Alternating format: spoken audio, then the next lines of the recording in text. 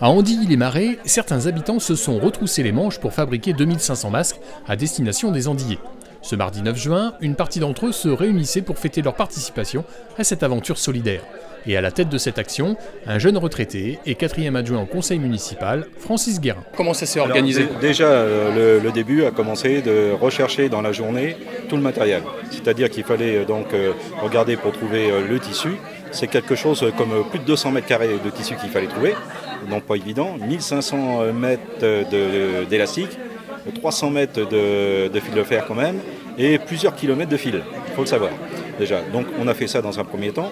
Ensuite, ce que nous avons fait, c'est que le vendredi, 2 jours après, quand j'ai eu tout le matériel, nous avons créé donc une organisation avec les élus et quelques bénévoles afin de préparer la salle tout en respectant la distanciation, mais aussi les règles aussi de sécurité, comme les machines à coudre, pour éviter d'avoir des rallonges électriques qui pouvaient générer donc des accidents.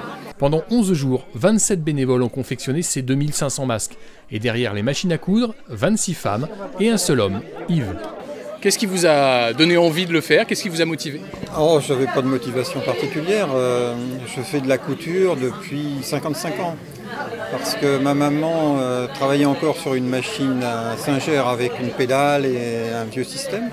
Et elle a acheté un jour une Omnia avec un châssis en Zamac, enfin quelque chose qui est très lourd aujourd'hui, qui fait plus de 15 kg. Et comme elle avait du mal avec cette machine, comme j'ai plutôt une formation de mécanicien, c'est moi qui l'aidais, qui la mettais en route. Et j'aime la couture, j'ai également fait du canevas, des choses comme ça. Donc c'était pour moi une facilité de venir travailler avec toutes ces femmes. Pour vous, ça a été naturel, quoi ? Ah oui, c'était naturel, ça me faisait très plaisir même. Et puis ça permet de rencontrer d'autres personnes. Bon, on n'a pas pu discuter puisqu'on était assez éloignés les uns des autres et puis tout le monde travaillait dehors. Sans oublier les femmes qui ont amené beaucoup de travail chez elles. Et je trouve que c'est bien, c'est cohérent à l'époque actuelle.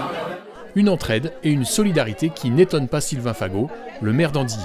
J'ai confiance à la population communale, j'ai confiance aux gens d'Andilly et je ne doutais pas de la solidarité qui pourrait ressortir de cet appel à mobilisation. Il y a quelque chose qui s'est tissé, au-delà même des masques, il y a vraiment un lien social qui s'est tissé entre les gens pour aider tout le monde, pour aider les gens à avoir un objet qui les protège dans la crise sanitaire que nous rencontrons. Les masques seront disponibles prochainement en mairie.